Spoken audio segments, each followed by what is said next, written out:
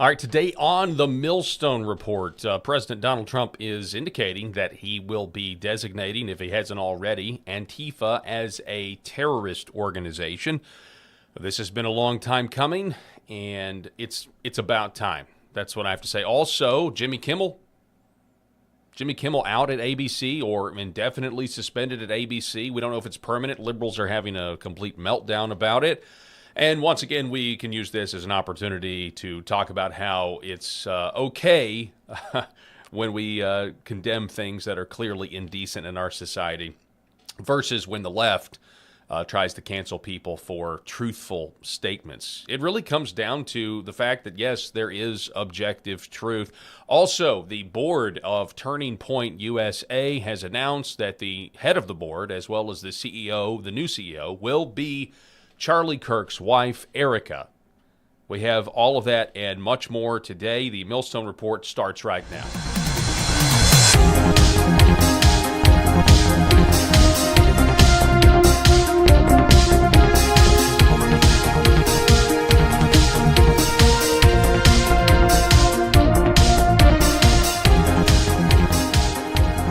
All right, ladies and gentlemen, once again, welcome to the show. We really appreciate you being with us. As always, we can't do the program without you watching every single day. We are broadcasting across several platforms. One of them is X American News. Would encourage all of you to, if you haven't already, go ahead and follow X American News, not just for this show, but for other shows, other great hosts, as well as the afternoon program that I do with my co-host Rob Spencer called the Paul Harrell Program. We actually had a great show for you later this afternoon. I think we're going to be interviewing Wade Stotts of The Wade Show with Wade. I think either that's happening today or it's happening some other time, but you'll have to forgive me. We're trying to firm up those details. So I was talking to a friend this morning who was just, I was talking to a friend this morning who was basically just so upset with the lack of a consequence culture, I guess you would say, right? And just how like every one of these people on the left who are now, waking up and finding out they no longer have a job. I mean, somebody not only lost their job, they also got evicted from their apartment because of their behavior online or destroy. I think there's one person in Bentonville, Arkansas, my home state, that destroyed a Charlie Kirk memorial. And she's certainly paying the societal consequences of that. I've talked about it for a long time, but I really think this idea of secular neutrality that people, especially those on the left, claim to believe in, some on the right, the libertarian mindset, this is something I've been railing against for a very long time because it's not true. Every society is going to have things that they believe in, things that they consider indecent. We talked about yesterday the very fact that the FCC, the Federal Communications Commission, still has decency, and there are words that you're not allowed to say on the airwaves, the traditional airwaves, not the internet.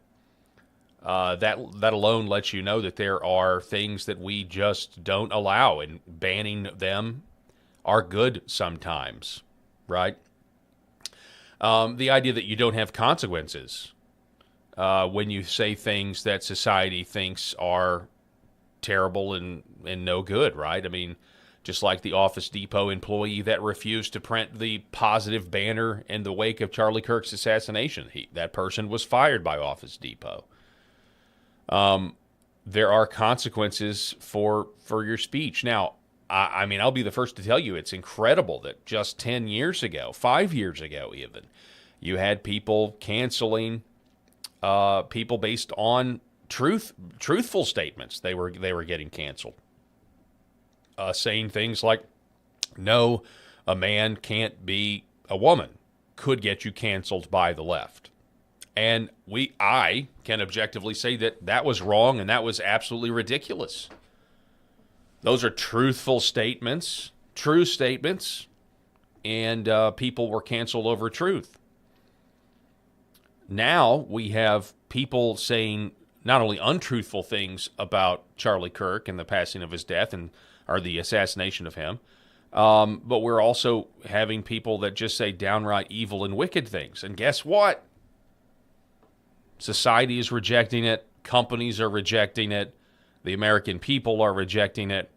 And this is a good thing. It is a good thing that we are rejecting the public display of wickedness, the public display of the celebration of evil.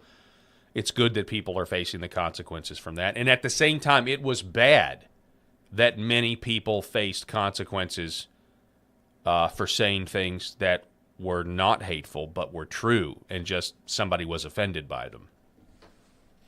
And I know what you're going to say. Well, Paul, doesn't that seem like a double standard? No, because there's something called objective truth. So no, actually. No, it's not. It's you say it's different when we do it. That's where I'm at with it. It's different when we do it. Now, that's not to say that it's perfect. That's not to say that people aren't going to make mistakes who are on the right or anything like that. People have had a belly full of this nonsense. They've had a belly full of being told that lies are truth, and that's what you're seeing. You're seeing people recognize that, and the backlash is appropriate. I mean, if you were to just describe this situation in any other civilization, no one in a history lesson, no one would be surprised that there's this kind of backlash that's coming up. No one would be surprised. I was talking to another friend last night, just about. He was like, "Hey, where are you at on all of this?" And I just said, "Hey, I'm full of sadness. Then I'm full of rage, and then hey, it's time for law and order."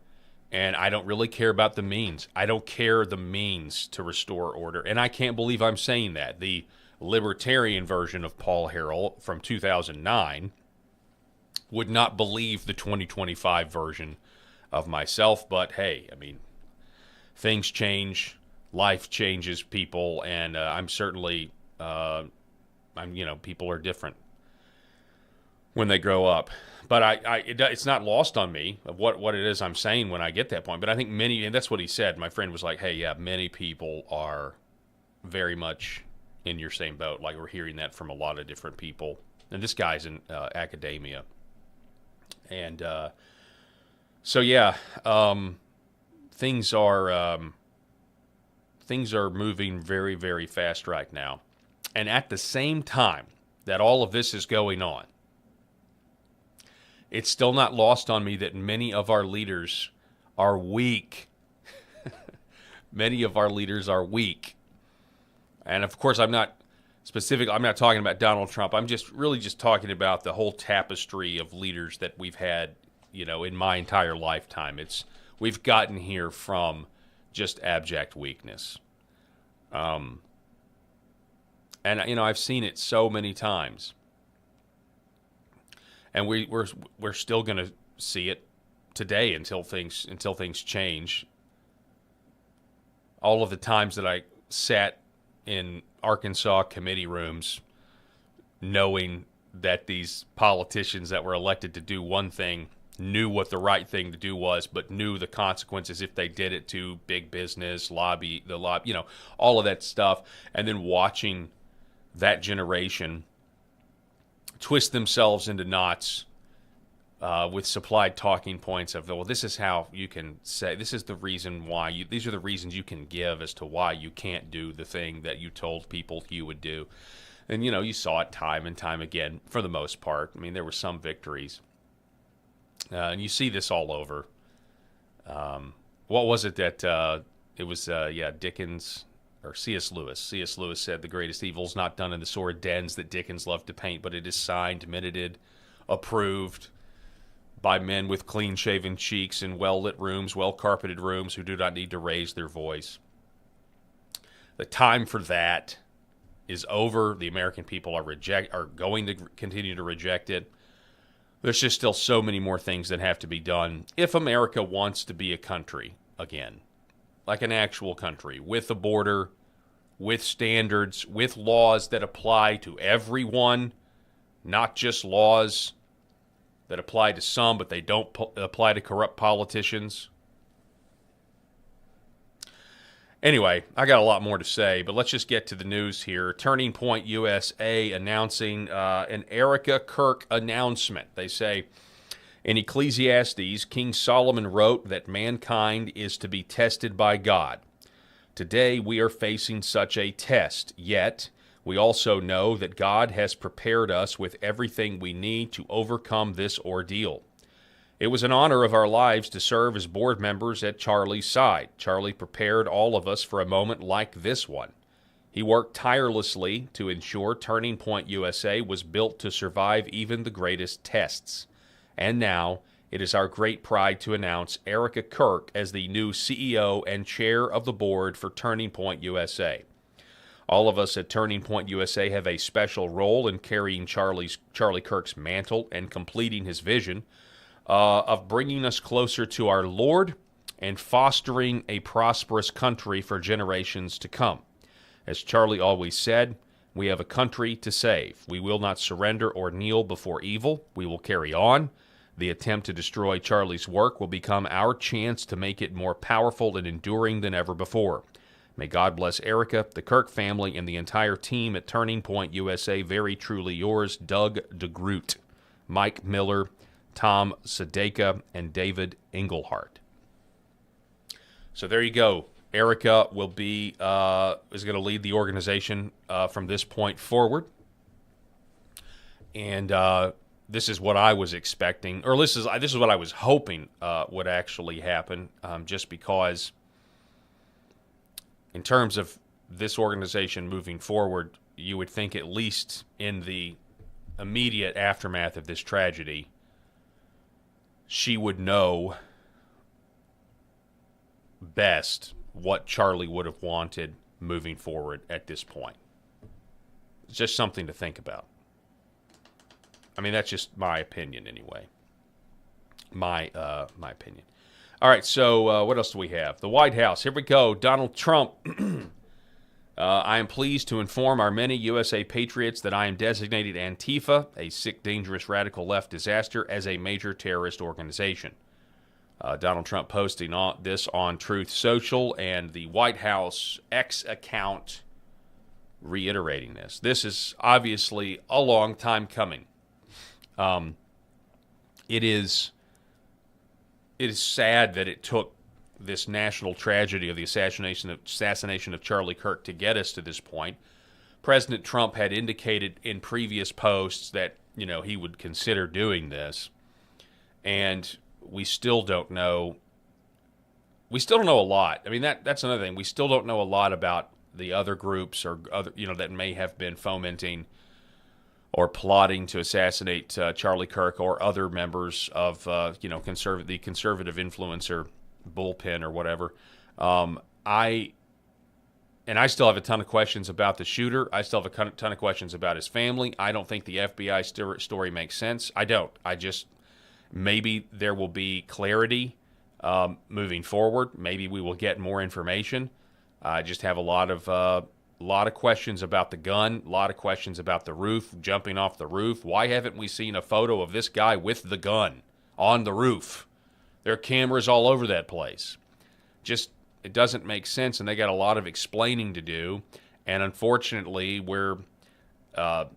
if you have a wait and see mentality, which I guess that's kind of what I'm describing, we're once again in the situation where you're going to have to trust the government to tell you the truth. You're going to have to trust the FBI to tell you the truth. And while there are way worse people that could be in charge of the FBI than Kash Patel and Dan Bongino, the organization is so secretive and I believe corrupt because they've had so many decades to recruit the right type of rank-and-file FBI agent. The American people don't trust. We're at a point now that people, I've never seen the trust in reporting like this at such an all-time low. And there are tons of different camera angles. I am watching all kinds of things from this shooting, and I don't know what's true. There's one person that says that there's a muzzle flash, from behind Charlie to the right. I've seen that video. It's very difficult to make out. You have to watch it frame by frame, but there is a flash. It is there. Before I came on this morning, in the aftermath of Charlie Kirk's assassination, after they'd already gotten him to the car and drove off. There's somebody with a video out now. I don't know if it's real, and it's hard to make out, but there appears to be some sort of not microscopic, but some sort of very small drone that flies across and ducks into a vent in back behind the tent. Well, that's odd. Then you have people with the videos of the drones that are in the air. There's plenty of videos showing much bigger drones that are in the air. I don't know if it's one. I've heard two. I've heard more than two. And so with all of this, you would hope that the FBI is all over that.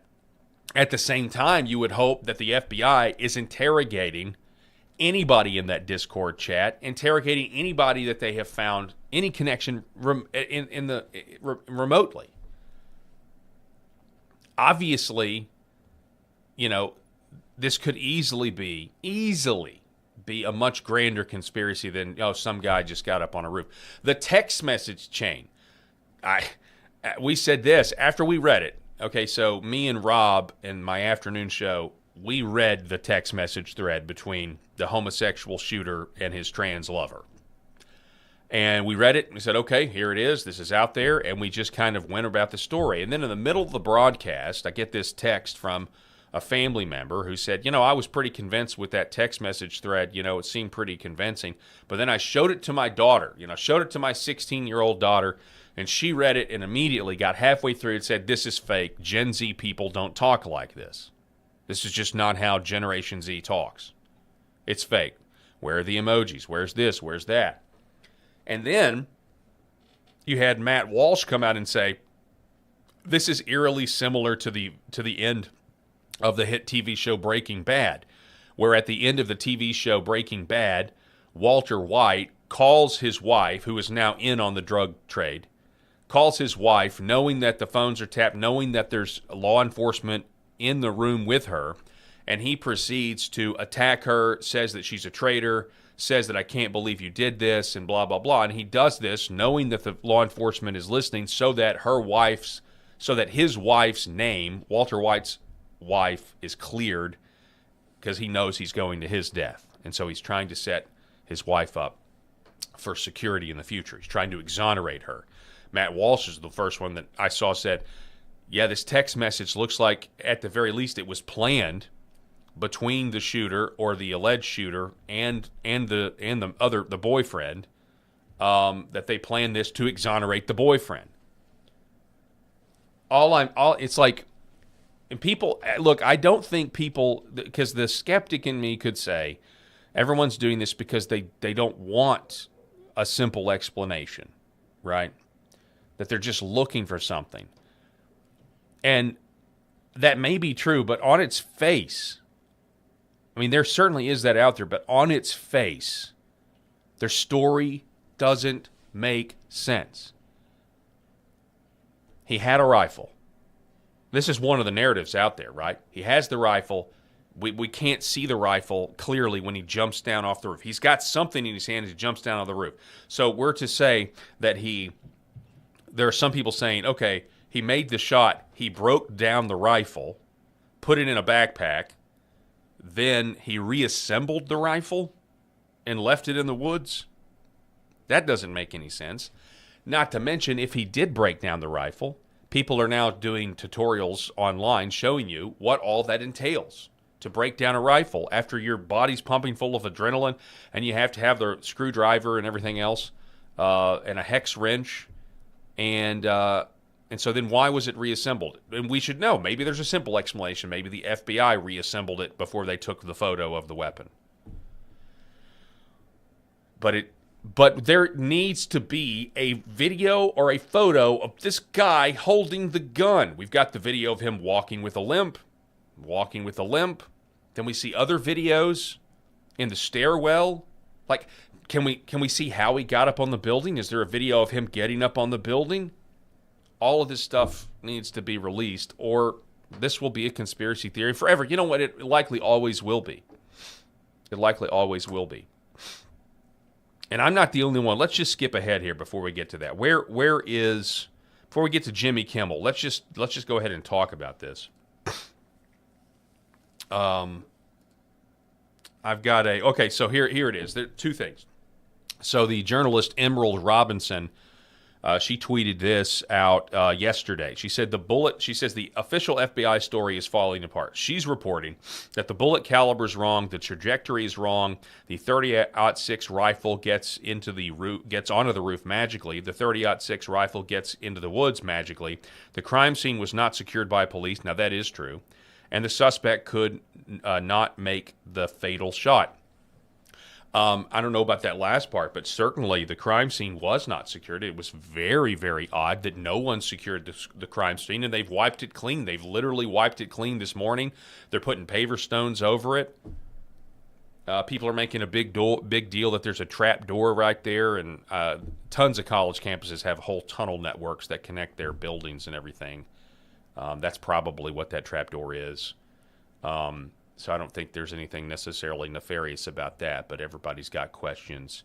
But yeah, the gun doesn't make sense. The path of the gun doesn't make sense. So, and then we have Steve Bannon who said this about the whole situation. And what we found in Utah was shocking. One of the reasons I don't think we're getting full information, I think Cox and these progressive Mormons, right? I know it's a big battle behind the scenes with the Mormon church and what's happened and people like Cox. They're trying to suppress information to see that, hey, this part of this murderous militia are made up of young Mormons that are furries or, transgender or part of this LGBTQ radical militia, right? You need all that. Now people are coming out online and saying, hey, the NSA knows there are like 20 international intelligence operations, cell phone data. This is my point. We need to flood the zone with real information that people are standing in the back of. And I appreciate the fact that Cash has taken charge of this. They're saying that Dan Bongino is going to leave in a couple weeks. I would plead with Dan Bongino not to do that.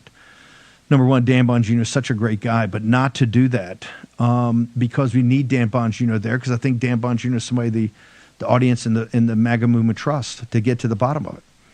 And we have to get to the bottom of it because more information is coming out today, and, we just cannot have – I'm not saying somebody else had a shot. I'm not saying that there was another angle to a shot. I'm not saying somebody behind him shot it. I'm not saying any of that. What I'm saying is that it strains credulity given the videos that we've seen, the timeline that we have, the communication they had, the text messages they had, and the fact that nobody's rounded up, including with, I'm adamant, the parents ought to be rounded up, the gay lover rounded up, everybody in the Discord chat rounded up. Round them up and bring them in. Round them up and bring them in, and just let them sit there until you finish a thorough interrogation. And don't let things, oh gosh, we didn't do it in some, things have gotten erased or memories fade, because it's not good enough. And I don't think the War Room audience is a pretty good indicator of kind of common sense America, decent America, the backbone of the country. And I can tell from talking to people in the chats, etc., I don't think one of you right now believes what we're being spoon-fed. And this is exactly right. And this is from, this is from generally the government failing us for, 50 years, lack of accountability all the way down. We've talked about it with Ivan Raiklin on Monday. Just, the left, your average leftist, your average, gay, trans, whatever this guy was, they're emboldened when they're people that they think are the good guys who basically did a color revolution against the American government and the American people over the last 10 years are still walking free. And so people don't believe that anything ever gets done, even when we have our own people in there. You have the New York Times story, if you believe it, saying that the Utah FBI kept the photo of the suspect from the director of the FBI, Kash Patel, for 12 hours. Now, I don't know if that's true, but you get the feeling that Kash Patel should have abolished the FBI, that Donald Trump should have just abolished the FBI. and then made everybody reapply. How many people, how many subversives do you still have in there that are communists? Because that's what's going on. You have really still, I believe, certainly in Trump's first administration, communist revolutionaries that are in the executive branch to sabotage what the American people want. And so that's one of the reasons nobody is believing this full story. And people are increasingly, like I said, I think Cash is the best guy. Let me rephrase that. I think Cash, there could be way worse people in there than Cash Patel or Dan Bongino. But the idea that Dan Bongino is about to leave the FBI, my goodness. My goodness, why would he want to do that? Obviously, we have the reports of him and Pam Bondi getting in a shouting match over the handling of the Epstein files, which was a complete disaster. But if Dan Bongino leaves now, obviously he's going to go back to doing his radio show, going to be doing a podcast, but is he going to have to sign NDAs? Is he going to have to not, you'd love for him to pick up, to be honest with everybody and tell us how bad it is. Or if it's bad at all, going on national TV saying, I've seen the video, and then they release the video and it's got missing footage. Come on, man. And this is the risk that you take. This is the risk that Cash or Dan Bongino, all of you take. When you go into an institution as corrupt as the FBI, if you don't win, everyone is going to assume that you are compromised and you are in on it. It's a huge personal risk. I hope they understood that risk when they went in. It's a lot different than going on the podcast circuits like we all did, or not me, but you know what I mean, like all of the people around Trump. I mean, it's a big deal. Barron Trump was the one that got Donald and his people to start, hey, like, you got to go on this young people podcast circuit, whether it's Joe Rogan or Theo Vaughn or whatever, because this is where the people are. This is where they're listening. And they did all that. And they spoke a lot of truth, made an enormous amount of sense. So now you go into this corrupt organization. And I have no doubt there are reforms that are being done. I have no doubt that there's a lot of things that have happened that are good and positive. There's been people fired. The guy that was flying Cash Patel around on the plane, that guy was a bad dude. He needed to be fired, right? But people still don't have the trust. The trust isn't back. There may be a bunch of great stuff going on internally, but the public still doesn't trust you. And the fact that Steve Bannon and his audience, the fact that so many people online on X are not believing this story from the FBI is a huge problem for their credibility. And that's why they need to be releasing everything right now. They need to be releasing all of the receipts, everything. If there's video of this guy pulling the trigger, okay, the conviction for murder is going to be really easy. There's no tainting a jury pool if you've got the guy holding the gun or actually pulling the trigger. But if those videos don't exist, no one's ever going to believe they don't exist. So, I'm pretty frustrated by it all. I don't mind telling you. And we've got way more questions than answers.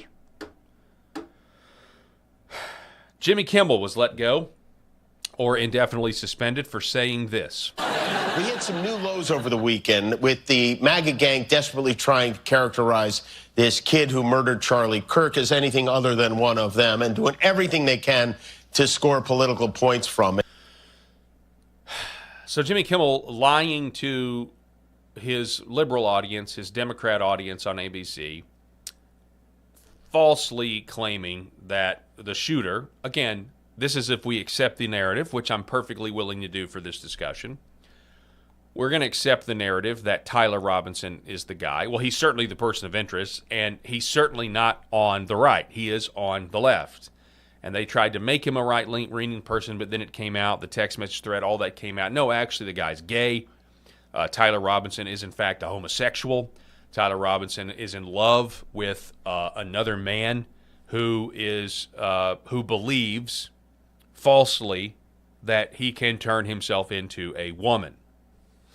I've already seen some leftists out there saying, well, that actually means he's a straight person because he was...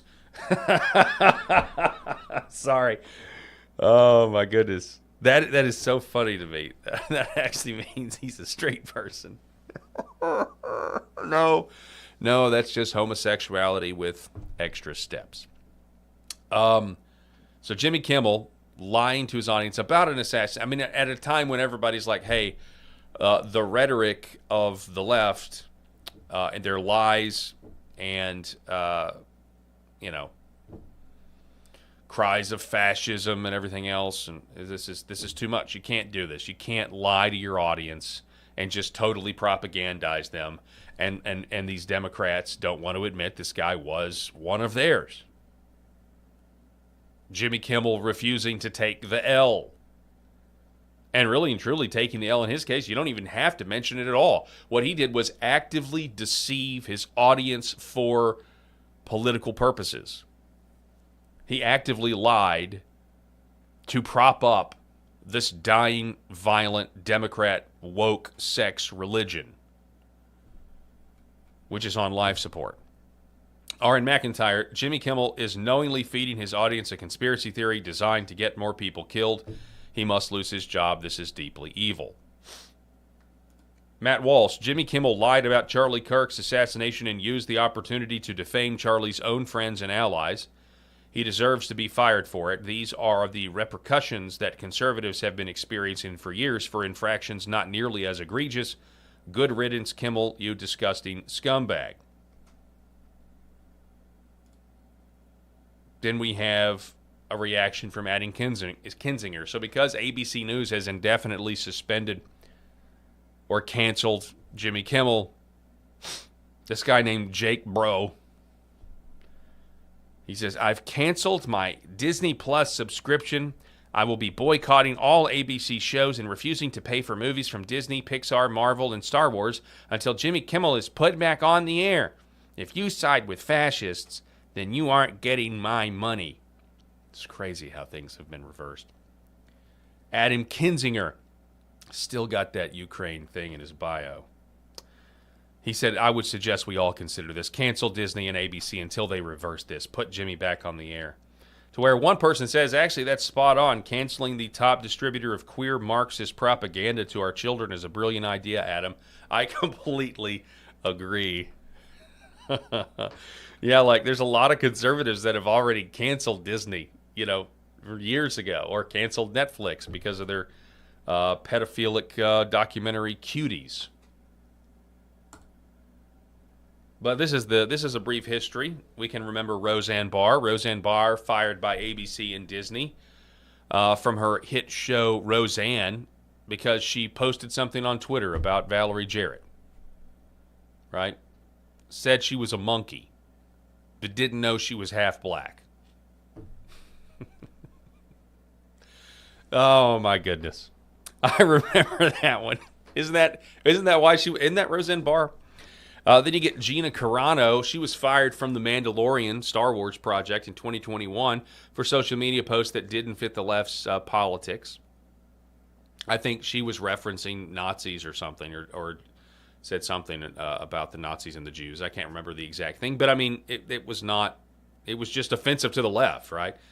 It wasn't an untrue statement. It wasn't a deliberate falsehood. Then you got Megyn Kelly fired by NBC in 2018 because she made comments about Halloween costumes. Dave Chappelle, Netflix employees staged a walkout and demanded his comedy special be pulled over transphobia because he was telling hilarious jokes about the L's, the G's, the B's, and the T's.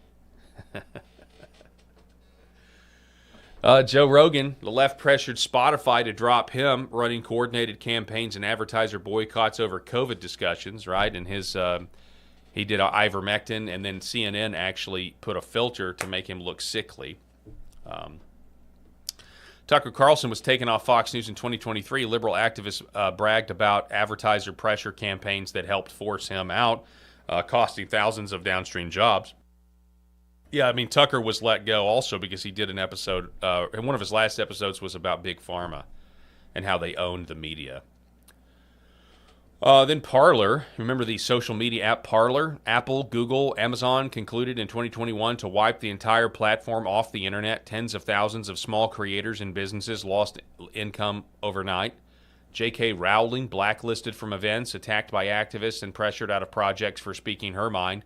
Mike Lindell, MyPillow, pulled from major retailers, banned from Twitter, and targeted with advertiser boycotts. Alex Jones simultaneously banned in 2018 by YouTube, Facebook, Apple, and Spotify. Coordinated erasure, celebrated as a model for censorship. And then let's not forget President Donald Trump. They banned a president from social media. And now they're upset. And by the way, that was all over just arguments and discord they didn't like. This is in the wake of a 9/11 type tragedy, and that's exactly how it felt to me when it happened. That's certainly how it feels to young people in Generation Z who didn't live during 9/11. They weren't around. And you come out and you deliberately deceive people by telling them a falsehood. And by the way, is Jimmy Kimmel even live anymore? He used to be live. Do they do taped things now? I think he's not live anymore.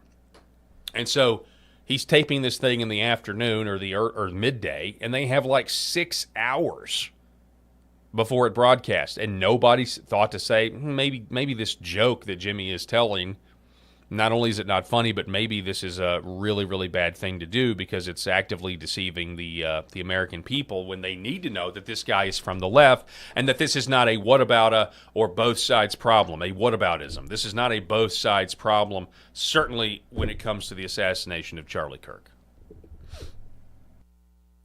Excuse me. So now the left is crying. Eric Swalwell is now wearing a Jimmy Kimmel ball cap on TV. Yeah, Congressman, I see you are wearing a hat. What does that hat say? You're damn right I am, John. I was a guest on the Jimmy Kimmel show. What an alpha male. Every night. What an alpha male, this guy. Oh, he's real serious. Real.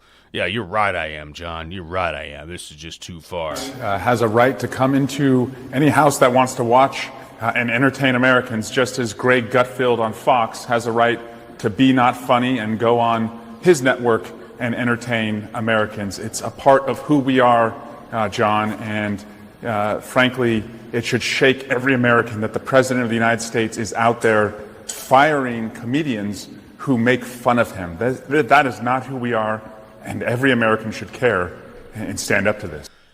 Well, Donald Trump did not fire this man. I mean, I guess you could say the FCC commissioner was pretty upset about it, and so maybe he called ABC News. I guess you could technically say, well, yeah, that's Donald Trump that did it. Here's the deal, folks. If we're going to be a country, like if we're going to survive this, before there's some sort of come together moment, there's got to be losers and there's got to be winners. Because we are so divided that there's really not a chance at unity until the evil is called evil and prosecuted, or their ideas are defeated, consigned to the dustbin of history. That's only going to happen with like physical prosecutions and law and order being restored. Because look, they literally are a murderous death cult, and they killed the guy who just wanted to talk. They killed the guy who just wanted to come together for unity, or the guy that wanted to share the gospel with them, and then talk about the practical implications of the gospel and how we live our lives because the gospel's true. They murdered that guy in front of his wife and in front of his kids.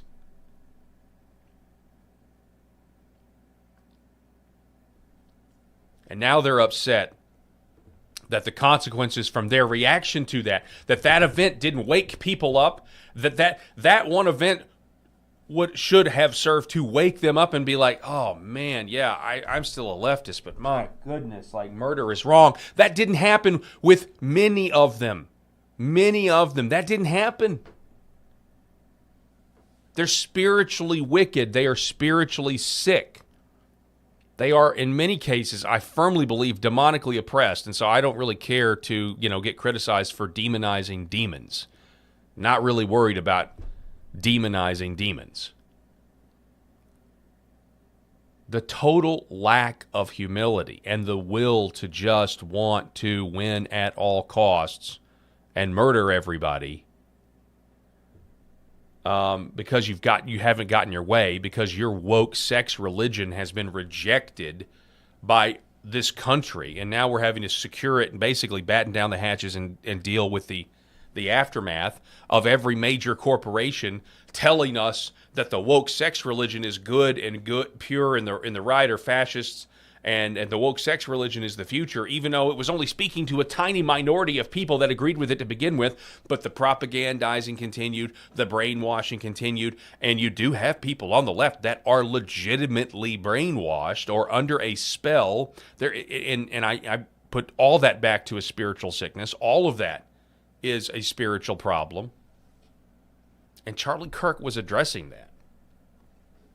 Matter of fact, let me pull this video up because I don't think that I got it. I found this clip that was highlighted. Let me see if I still have it. And then I'm going to tell you why the left is panicking right now. Did I save it for the end of the show?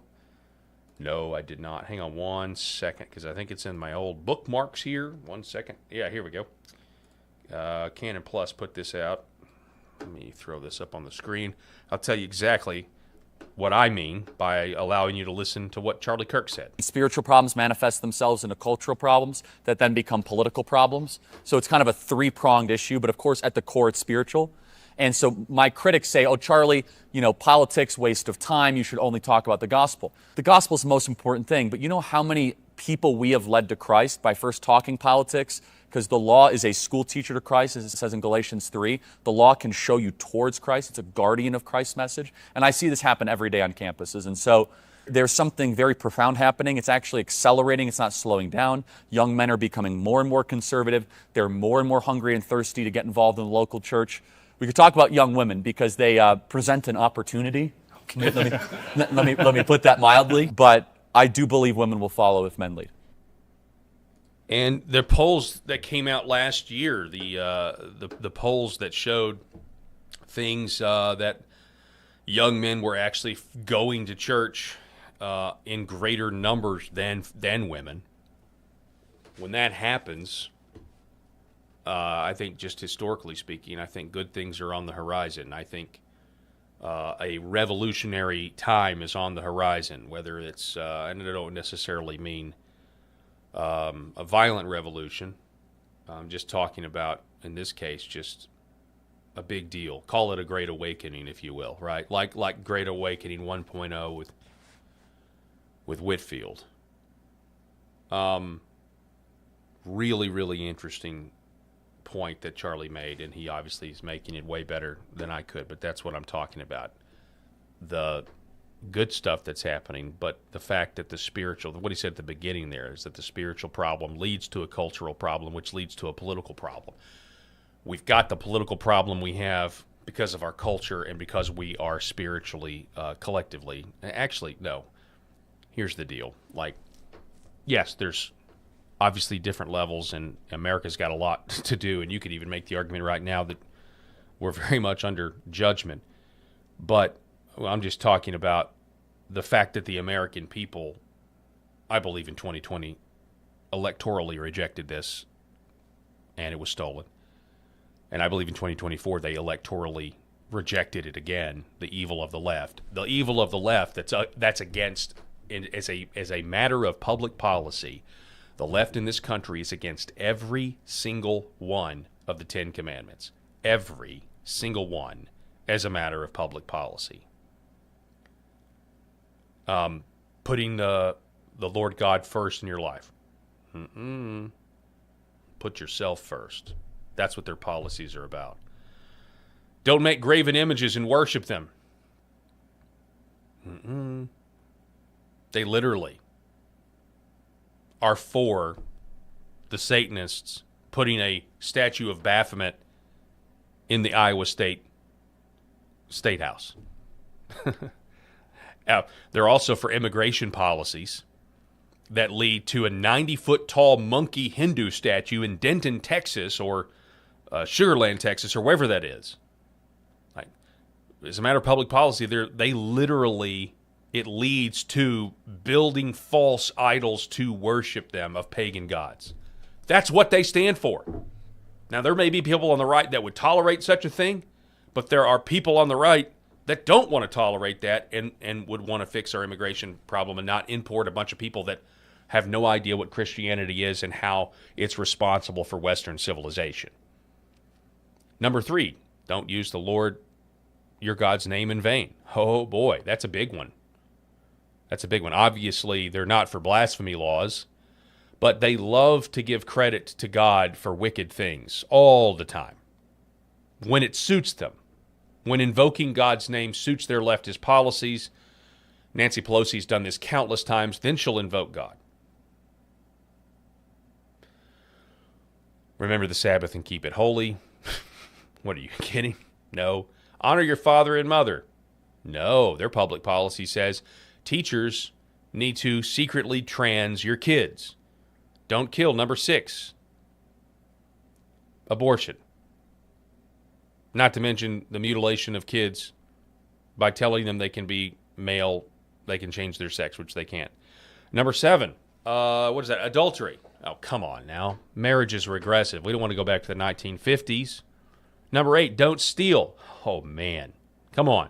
As a matter of public policy, these people love to steal, both literally and figuratively. Like, they love to steal via the tax code, which is a partial tax code, meaning it shows partiality and it's totally wrong and backwards. But then they'll also, as a matter of public policy, when it suits them, they will let Black Lives Matter burn, loot, and murder. The looting would be the stealing because it fits their political. As a matter of public policy, they are perfectly fine with breaking commandment number 8, don't steal. Number 9, don't lie. Whew, man. That one's an indictment of everyone, isn't it? And finally, number 10, don't covet. The entire trans ideology is about coveting. Matter of fact, the entire LGBTQ ideology is about coveting, rejecting the natural order of male and female and coveting another woman or coveting another man, where you're not supposed to lie with a man the way you would do a woman. It's all about coveting what is not yours. And for a good reference on that, I would refer you to Rosaria Butterfield. Every one of the 10 commandments this party stands against, every single one.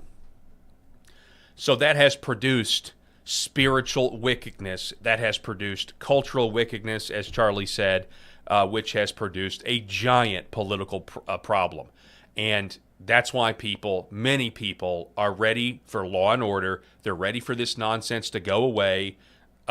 Jimmy Kimmel is just the beginning, and people are ready to see order restored, and they're beginning to no longer care about how that happens. They just want it to happen.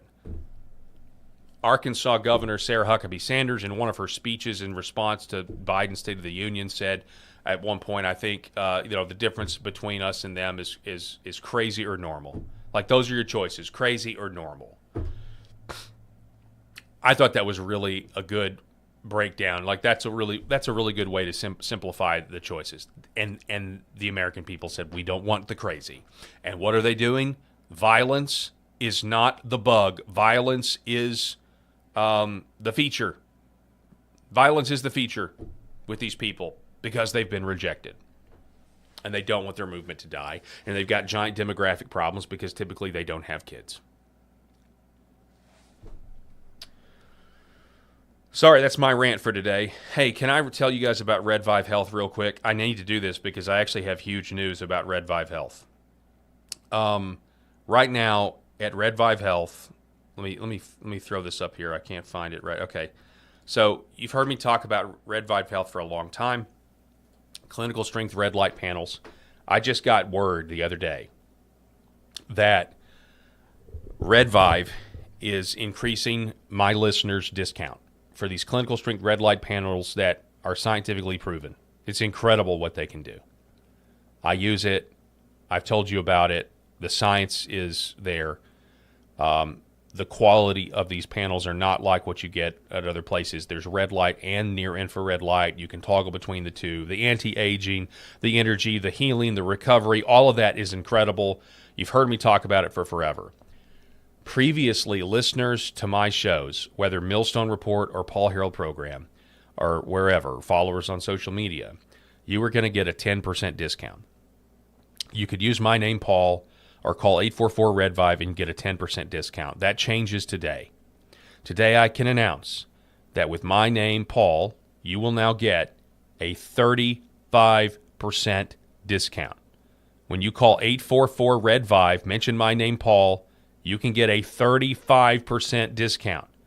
Or you can go to redvivehealth.org/Paul and get a 35% discount off of these red light panels. I want you to do it now. If you're unsure, if this is the first time you've heard about it, go to redvivehealth.org/Paul and look at their studies and scientific papers that they have. They also have 0% interest financing available. They've got a 60-day money-back guarantee. Shop now at redvivehealth.org and get the new discount, 35% off, brand new discount when you use my name, Paul. Really excited about continuing my partnership with them. And now my listeners get 35% off, so I'm excited about that. Okay. The Last Refuge. This is a really good article by The Last Refuge. Sundance. Conservative Treehouse. He writes, panic afoot. Professional Marxists panic over the rise of decency and morality following Charlie Kirk murder. Imagine that. The leftist demons expose themselves and the evil in their heart while everyone else is like, oh, wow, decency and morality matters. Now, this only matters if this is Christ-first decency and morality. Like a Christless morality is no morality, and it will fall. It may last for a little while, but if it doesn't have the foundation of Christ and his lordship, it's not going to last. Sorry, I didn't realize I was full screen. Here we go. Here we go. There is no Charlie Kirk equivalent on the left. There is no leftist, he writes, willing to enter the intellectual or philosophical gauntlet of debate and challenge a conservative audience to come to the front of the line and convince the audience of their viewpoint. There is no person of leftist ideology capable of advocating their man-made construct against the natural laws that underpin the conservative worldview of a Charlie Kirk audience, because the only place their ideology can survive is in an arena without challenge. Consider the example of the law of the farm versus the law of the school, natural principles versus those made by man. He writes, a student can skip class, take a few notes, pay only half attention, then stay up all night cramming for a test and manage to get a decent grade. It depends on the student's goal, grades, or learning. The student can choose to manipulate the education by avoiding the learning and capturing the grade. This is possible in the law of the school. However, a farmer cannot take shortcuts. A farmer cannot avoid tending the soil, preparing the seed, fertilizing and nurturing the crop, and still gain benefit of an abundant harvest. The farmer must necessarily do all of the appropriate work in order to benefit from it. Such is the law of the farm, the natural law. This is the position from which Charlie Kirk effectively advanced his beliefs. Stay elevated, and you will notice there is considerable panic visible amid the professional Marxists. The comments and quick responsive appearances of Barack Obama, the jaw-agape leftist reactions to backlash upon Jimmy Kimmel, corporate media entities trying to cope with the reemergence of shame, the fallback to tribalism and the need for reassurance from their echo chamber, and many other visible similarities are all akin to an abuser being confronted by the family of the abused. A mirror, if you will, folks. We're showing a mirror. We're showing them who they really are. They don't want to look at the reflection. The constant drumbeat of leftism has battered the minds of Americans for so long, the perpetrators took it for granted they would always hold the strongest position, even if in the minority. However, something has radically changed. A martyr is defined as a person who suffers death as a penalty for refusing to renounce their religion or beliefs. More broadly, a martyr is someone who sacrifices their life, well-being, or freedom to support a principle, belief, or ideology that they hold dear. In the attack posture to defend themselves from the aftermath of Charlie Kirk's murder, the left is proving they just created a martyr. The need for control is a reaction for fear, or a reaction to fear. The panic amid the collective left is so extreme, every mechanism within their arsenal is being deployed to gain control of the narrative. Some of these efforts are so over the top, they have become absurd. Politico identifies the global response to Charlie Kirk's assassination as the result of international manipulation. Their assertion is absurd. Their headline, after Charlie Kirk's killing, false claims flourish online with the help of U.S. adversaries. Their claims are created within the hive of those who previously constructed the false reality around COVID-19 and subsequent vaccination protocols. People like security analysts at the Center for Internet Security and the Institute for Strategic Dialogue, as well as voices within the control mechanism of NewsGuard, the private sector information police. Mentions of Charlie Kirk, quote, mentions of Charlie Kirk appeared more than 6,000 times across official media in China, Russia, and Iran between September 10th through the 17th, according to misinformation tracker NewsGuard, end quote. I'm sure the mention of Charlie Kirk appeared at least that many times in China, Russia, and Iran, because what Charlie Kirk embodied is something much larger than the geopolitical constructs their government boundaries represent. A conservative estimate on Google searches alone is around 2.8 million. Multiply that number by every social media and internet communication platform, then consider the mentions found in news feeds and other text systems.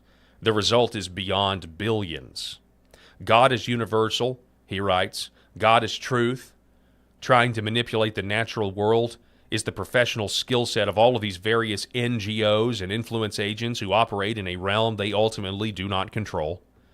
2 days ago, a 40-year-old Taiwanese woman was riding the escalator halfway around the world from where Charlie Kirk was killed. Was she watching what she was watching on her phone as she stood descending? A Charlie Kirk speech video with closed captioning translation. The next evening, 2 middle-aged Chinese men were having drinks in an Asian restaurant, speaking concerningly in Mandarin. What were they discussing? Charlie Kirk's assassination. I stand as silent witness to these events, he says. We have never witnessed anything even remotely similar to what is unfolding in the aftermath of Charlie Kirk's murder. For the first time in history, he writes, of social media, the influence of a person is expanding more in their death than it was during their life. That expansion is seemingly exponential and substantively spiritual. I have no idea what the future of this story will entail, yet I'm absolutely certain of the author of who controls it. Obviously, he's talking about the God of heaven and him being in charge of all of this, even as people try to thwart and try to resist that unchangeable cosmic fact.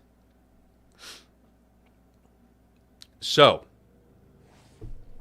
where do we go from here? Let me see what else I don't have. Man, Frank Turek. I don't know if we have time to get into this, but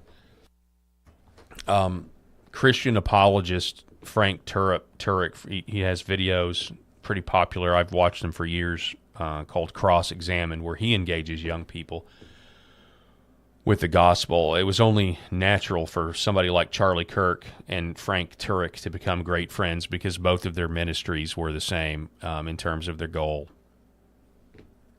And Frank Turek was right there when Charlie was shot, and his show was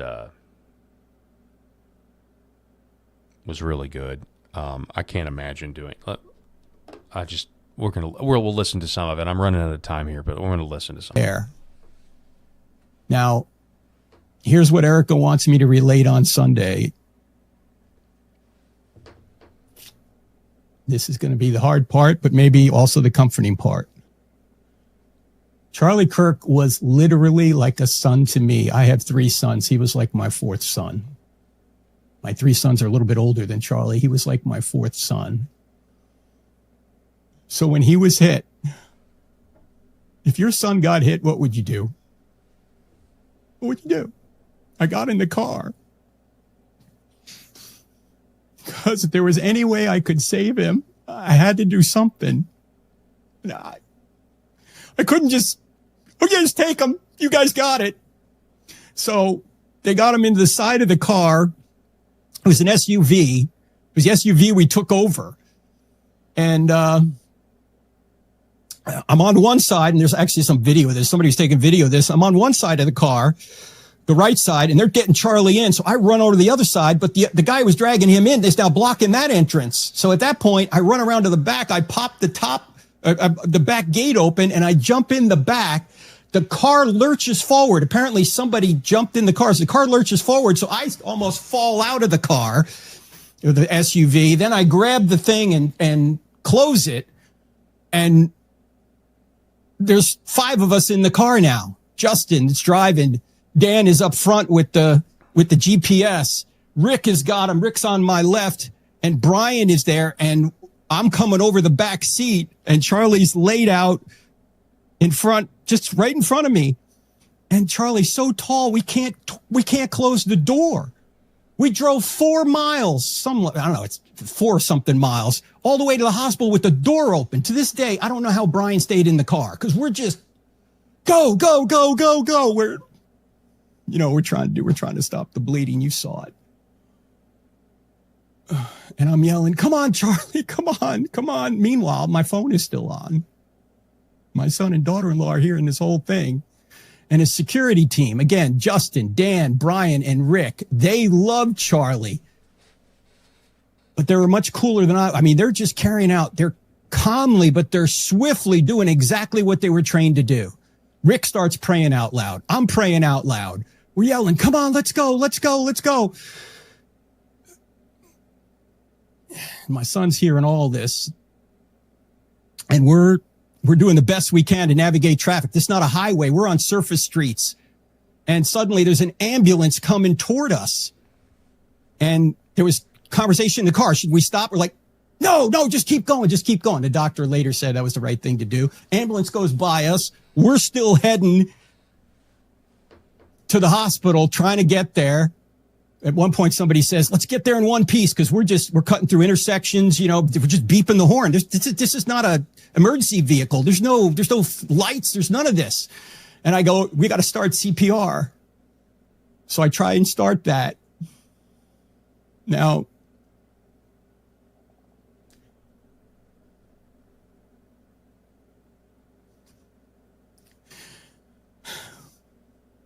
Charlie wasn't there. His eyes were fixed. He wasn't looking at me. He was looking past me right into eternity. He was with Jesus already. He was killed instantly and felt absolutely no pain. That's what I was told later. You can watch the full broadcast of Frank Turek's video. It's about an hour show. It's something I would recommend if you want to get more detail about a guy who was there. After listening to that, I don't care about Jimmy Kimmel. I don't care what the left says. I don't care what any of these people say, want to cry, or any of the talk about the time for the debate is over. The time for law and order is now. I'm going to be on the air here in 3 hours with my co-host Rob Spencer. I hope you will join me on X American News, YouTube, as well as Facebook and other platforms. Would really appreciate you guys to tune in. That's all the time that I have for this hour. I've gone over. God bless everybody out there watching. Jesus is Lord, and we will see you this afternoon.